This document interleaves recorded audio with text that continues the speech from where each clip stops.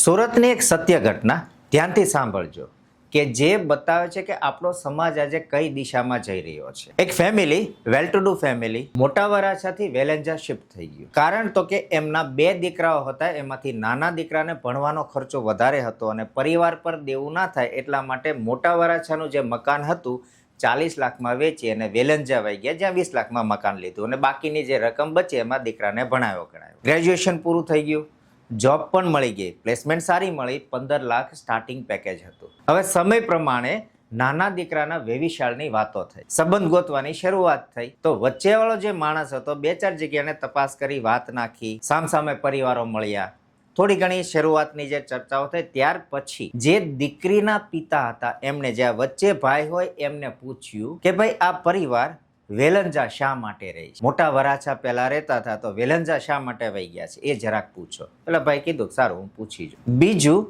કે આ પરિવારને 2 દીકરા છે, મોટા દીકરાના તો લગ્ન થઈ ગયા છે અને અમારી દીકરી જ્યાં આપીએ છીએ એ નાનો દીકરો છે, તો શું એમના માતા પિતા મોટા દીકરા સાથે રહેશે કે નાના દીકરા સાથે રહેશે એ પણ જરા પૂછી લેજો. તો વચ્ચેના ભાઈએ કીધું કે હા, એ પણ અમે પૂછી લઈશું. પછી પાછું એવું પણ પૂછ્યું કે ભાઈ મોટા વરાછાથી વેલંજા હું કામ વહી ગયા? કોઈ તકલીફ હતી?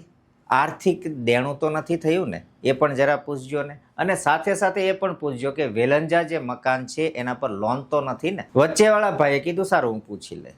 જરાક જુઓ તો ખરા, આ છોકરો વેલ ટુ ડુ છે, સારી જોબ છે, શિક્ષિત છે, સુંદર, દેખાવડો, એ કંઈ નથી દેખાતો, પણ બીજી વાતો કે જે જરૂરી નથી, બીજી બાબતો એના વિશે પૂછાય છે. તો વચ્ચેવાળા જે વ્યક્તિ હતા એણે છોકરાના પપ્પાને પૂછ્યું કે ભાઈ આવું આવું છે, તો મને જરાક તમે જવાબ આપશો.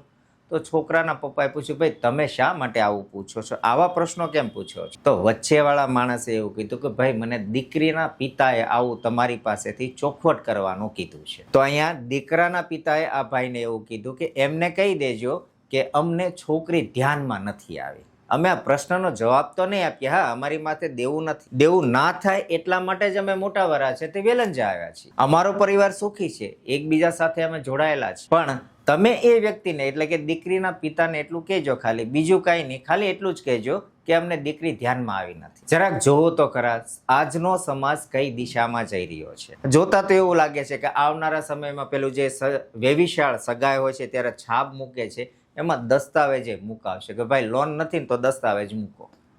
વિચાર તો કરો સમાજની વિચારધારા ક્યાં પહોંચી છે.